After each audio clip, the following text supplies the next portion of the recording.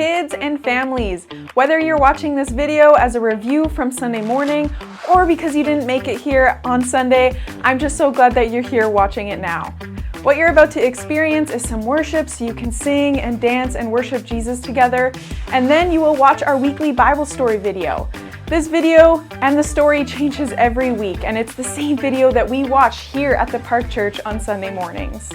And then at the end, there will be some discussion questions that you and your family can discuss and dive deeper into the lesson together. I encourage you to do that as a family. Asking questions and discussion is how we grow in deeper relationship and understanding of who Jesus is. And then lastly, in the description below, there are some lesson bonuses like a weekly coloring sheet, and so I also encourage you to check that out. I pray that as you watch this video, that you grow together as a family in your relationship with Jesus. Take care and have a great week.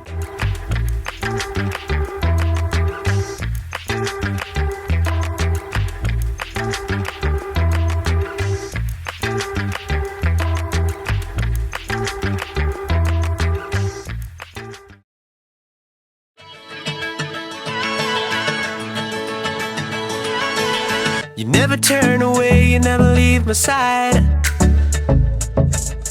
And every time I call your name out just to find that you're already right here with me, never been alone. I can trust you with my heart, 'cause this I know. You are always faithful, you love me from the start. No matter what I'm facing, I will trust you with my heart. You are more than able to lead me through the dark. Your love is never failing, I will trust you with my heart. Whoa, I will trust you with my heart. There are days when I feel I need a friend, and then I hear your voice reminding me again that you're already right here with me, never been alone. I can trust you with my heart, 'cause this I know. You are always faithful, you love me from the start. No matter what I'm facing, I will trust you with my heart. You are more than able to lead me through the dark. Your love is never failing, I will trust you with my heart. Whoa, I will trust you with my heart. No matter what may come, no matter what I go through, God, you are never gonna fail me, I will trust you with my heart. No matter what may come, no matter what I go through, God, you are never gonna fail me, I will trust you with my heart. You are always faithful, you love me from the start. No matter what I'm facing, I will trust you with my heart. You are more than able to lead me through the dark. Your love is never failing, I will trust you with my heart. Whoa, I will trust you with my heart. Whoa, I will trust you with my heart. Whoa, I will trust you with my heart.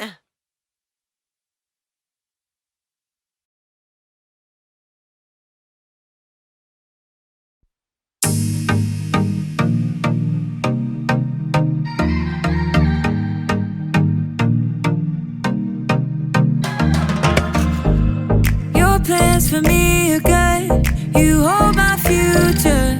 You're working all the time, you're the mountain mover. From sunrise to sunset, till the sun comes back up again, you're by my side. You started a good work in me, I know that you will complete it. You will see it through, yeah. I know that you're still working on me, and everything that you say you'll do, 'cause I believe that you are faithful, oh, you are faithful, oh, you are faithful. I'll trust your every word, 'cause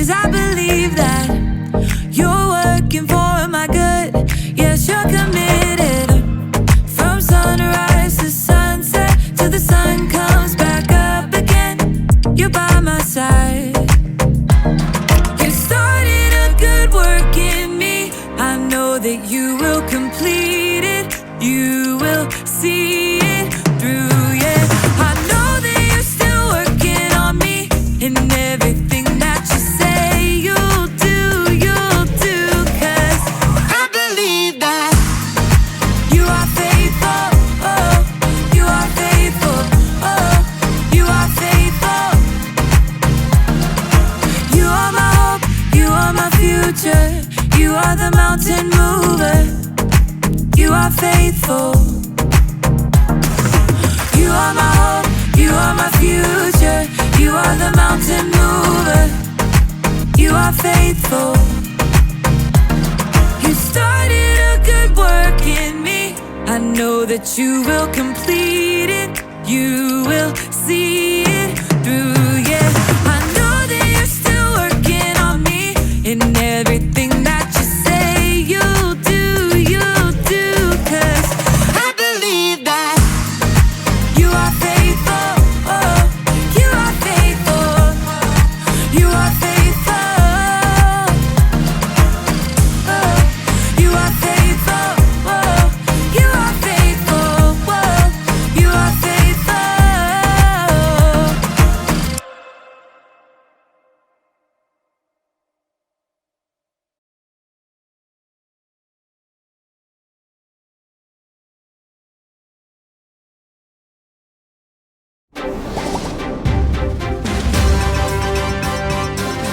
Welcome to Wondering Broadcast News. I'm your host, Allison.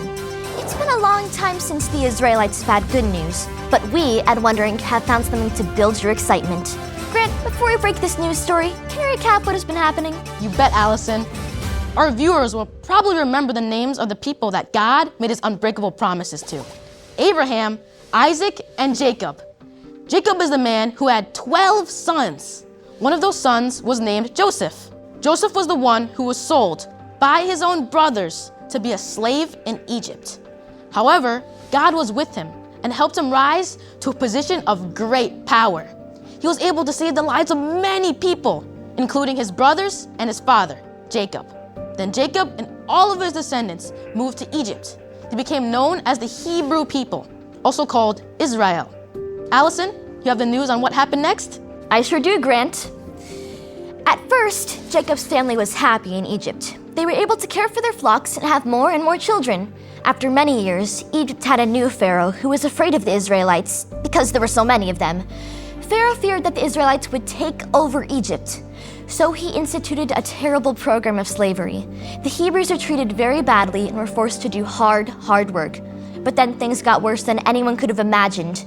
Pharaoh ordered that every Hebrew baby boy must be killed. Grant, tell us about one special family and what they did.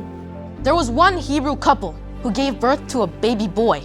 Despite the danger, they hid him for the first 3 months of his life. But this was harder to do as the baby grew older. The mother decided she would make a basket that could both float on water and hold the baby. She set the basket and the baby in the tall grasses along the Nile River. We just heard that Riley has found the baby's older sister, who apparently saw what happened next. Let's go to Riley and get the scoop. Riley, can you hear us? Yes, I can, Allison. You're right here with Riley, and we have found the baby's older sister.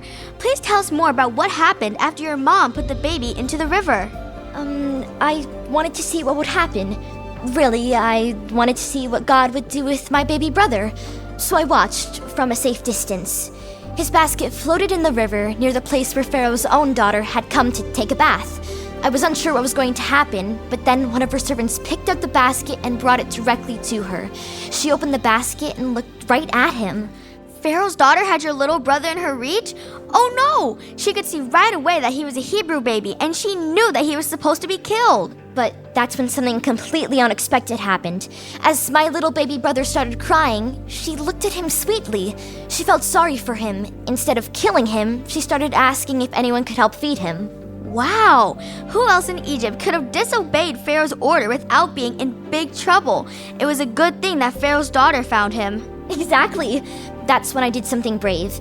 I went over Pharaoh's daughter and her servants and asked if they would like me to find a Hebrew woman who could take care of the baby. Of course, I didn't tell him he was my baby brother. Did she let you get someone? Yes. So I ran home and got my mom. You mean the baby's own mother was the one who got to take care of him? Yes! Not only was my baby brother protected by her orders, but she also paid my mom to take care of him. How amazing! You heard it here. Pharaoh's daughter saves Hebrew baby boy and pays the mother to take care of him. Allison, back to you. I have the record here. Pharaoh's daughter named him Moses, which means pulled out. She named him that because she pulled him out of the river water. Moses' mother took care of him until he was old enough to live in Pharaoh's palace. That's right, a Hebrew boy who was supposed to be killed ended up growing up in Pharaoh's own household. Years later, the Hebrew people would cry out to God for help, and God would call Moses to lead them out of slavery in Egypt. Allison, this is such a wonderful story, but there's a deeper truth that we can't take for granted. Yes, Grant. God cares about his people and rescued Moses as a baby because God knew who Moses would grow up to become. The WIBN team is happy to share with you the truth that, just when they need it most, God sends help to his people. That's all for today's segment of WIBN, but remember, stay curious and filled with wonder.